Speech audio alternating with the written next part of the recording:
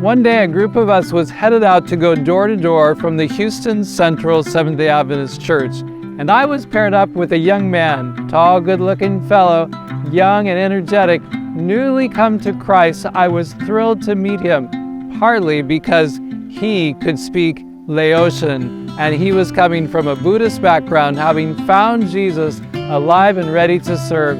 I was thrilled to meet this young man named Dylan, and I want you to hear his story too. Growing up in a Buddhist home, I wasn't really familiar with who God was. I've always had questions as a young child, wondering, why do we die? Why are we doing these Buddhist rituals? And so growing up, these questions continued to build inside of me, and these questions never really got answered. I think one of my friends from school, when I was in first grade, had mentioned something about hell and that we needed to know God. That night, I remember laying in bed. I was asleep and I was holding on to the blanket and I was crying out to God, and not really knowing who He was, and asking Him and telling Him, I don't want to go to hell. I don't want to go to hell. Please, I don't want to go to hell.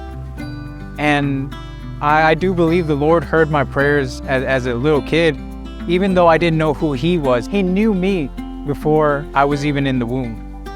Fast forward a couple years later into middle school and high school, influenced through social media, through TV, I used to make fun of my Christian friends, and I used to say things like, oh, well, this globe can be my God. Oh, well, this is my God. But yet at the same time, my friends still loved me and continued to share with me who God was and who Jesus is. Once I got into the military, that's when I drifted a lot further, because that's when I got exposed more into a lot of the darker things. That's where I started falling deep into alcohol, deep into mistreating women. I didn't realize it then, but this was a destructive path that was only a coping mechanism of what was broken on the inside. And it wasn't until I got out of the Marine Corps in December of 2016 and I met my wife. My wife grew up Adventist.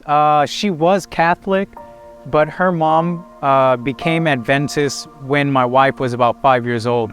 I didn't know what an Adventist was. I just thought every Christian is just a Christian. The conversations that I was able to have with my wife were very stimulating, so to say. And so I'd ask her questions, hard questions, and she'd give me answers in return. And I've always just saw my wife and I knew I wanted to be with this woman. So it really wasn't hard to accept Christ, to accept Christianity. But what was hard was telling my parents that, hey, I'm not going down this path anymore. I'm not Buddhist. I don't want to be Buddhist. The Lord provided me with an opportunity to build strength in my faith. My uncle had died of a stroke in 2018, and traditionally, all the sons in the family, you would pretty much go through a ritual and then become a Buddhist monk for about a week.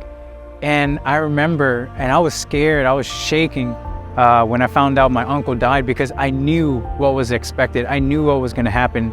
And so I showed up to the funeral. My head was not shaved. I had my black suit on, and I could tell all eyes were on me.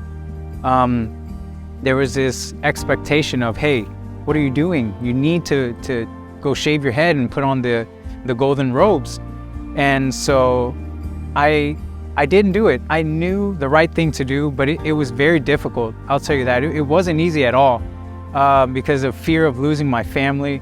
But I knew that Christ was worth it. So it was one week in church where Pastor Scott came and shared with the congregation, and it just so happened that he speaks my language. And I got in touch with him, we exchanged information, and one day after school, he picked me up where I was going to school, and he brought me here to Rosh Sharon, and we met over at Paulie's house, and there was a little Bible study going on. And that day, I had the opportunity to translate what was going on, what was being taught. So a very special part of my ministry is that I get to translate the gospel in my language to people who've never even heard the gospel before. In the future, I'd like to start a clinic in my home country and share the gospel with my people.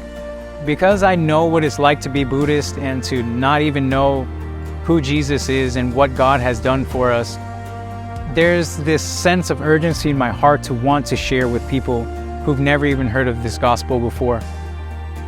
Thank you for supporting ASAP Ministries in their effort in sharing the gospel. There are many more young people out there like Dylan who need someone who will befriend them, reach out to them, and draw them to meet the wonderful Savior we have in Jesus Christ. I hope you will be one of those ambassadors of reaching out to Buddhists, Muslims, Hindus, Jews, whoever, with the love of Jesus Christ.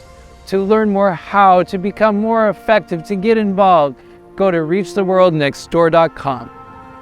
Now, because Jesus is coming soon, more than ever, mission matters.